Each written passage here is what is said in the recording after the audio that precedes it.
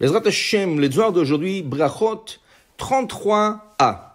Afilu nachash kaocha la kevo lo yafsik. On a étudié déjà que tu fais l'Amida, il y a un serpent qui s'approche vers toi. On a dit, lo yafsik, il ne faut pas arrêter l'Amida. Amar Rav Sheshet, dit Rav Sheshet, lo shanu el nachash. Ça, c'est rien que si c'est un serpent. Aval akrav, posek. Mais si c'est un scorpion, tu arrêtes l'Amida. Alors, la Gemara pose une question. Mitivi. Voilà, il me pose une question. Nafal et govarayot. Une personne qui est tombée dans une fosse de lion.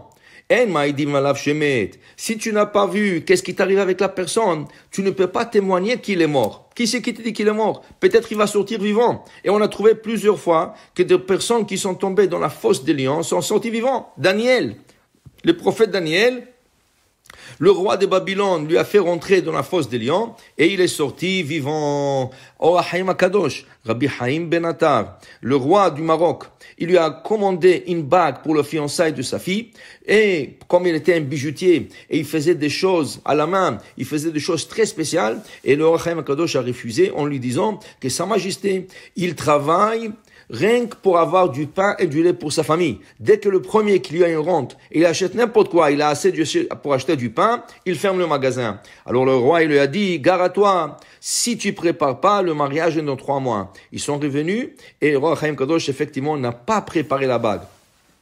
Le roi, il lui a jeté dans une fosse de lions, mais avant de le jeter, il lui a demandé qu'est-ce que tu veux. Il lui a dit, je devrais avoir mes téphilim avec moi, avec un livre de Gemara. Il a porté les téphilim, il a pris la Gemara, il est rentré dans la fosse de lions, il s'est assis à étudier, et tous les lions autour de lui, jusqu'à qu'il est sorti sain et sauf. Alors, une fosse de lions, si quelqu'un tombe dedans, on ne peut pas aller dans le beddin témoigner qu'il est mort pour que sa femme puisse se marier. Il faut voir exactement qu'est-ce qui t'arrive avec cette personne. Alors maintenant, il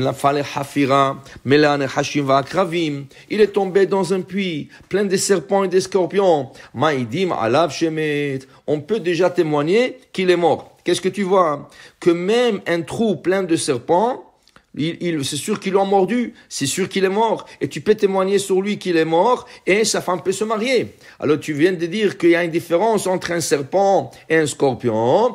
Répond la Gemara, Sha'ane Atam, ce cas que tu viens d'emmener est différent. Pourquoi?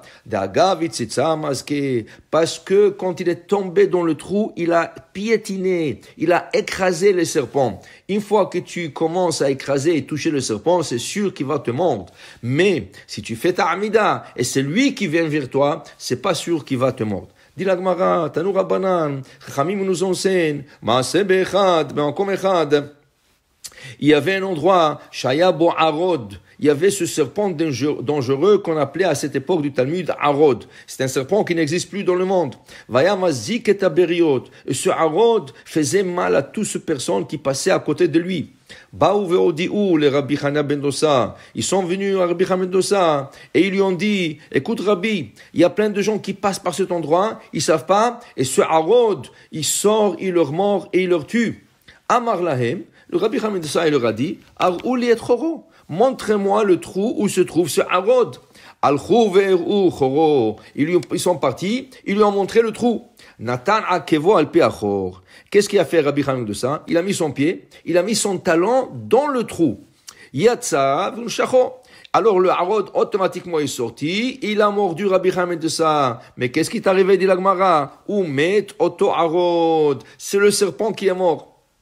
Ken natlo al ktefo ve'evio le bet midrash. Il lui a pris sur ses épaules et il l'a emmené Bet HaMidrash. La Gemara explique qu'à ce Arod, que c'était un serpent assez spécial, quand il mordait une personne, si la personne courait vers une source d'eau, avant que le Arod y arrive, le Arod mourait.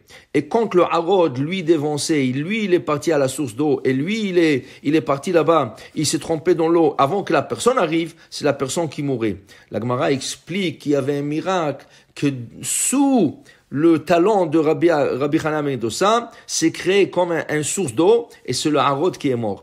Alors après qu'il a emmené le Arod au Bet HaMidrash, Amar lahem, il leur a dit, Re'u banai, regardez mes enfants, en Arod memit. C'est pas le Arod qui tue une personne, et la het memit. Si quelqu'un a été mordu par un serpent et il est mort, c'est pas le serpent qui l'a tué, c'est sa faute qui l'a tué. Botasha'a, sur ce moment, ils ont dit Chachamim, Oilo la Adam shepaga bo arod. Malheur à la personne qui a été frappée par le harod. Ve'oilo la arod shepaga bo Rabbi Chaim ben Dossa. Mais malheur au harod, au ce serpent, qu'il a rencontré Rabbi Chaim ben Dossa, parce que c'est lui qui est mort et pas le rabbin. Pour dire, pour être sauf de tout malheur, il faut se conduire dans Torah, mitzvot, maasim tovim. Et là, vous avez rien à craindre. Ni arod, ni nahash, ni virus, ni rien du tout. Tout ce qu'il faut, c'est étudier la Torah, pratiquer les mitzvot, et Bezrat Hashem, vous serez protégés. Soyez bénis tous. Baruch Adonai le'olam. Amen ve amen.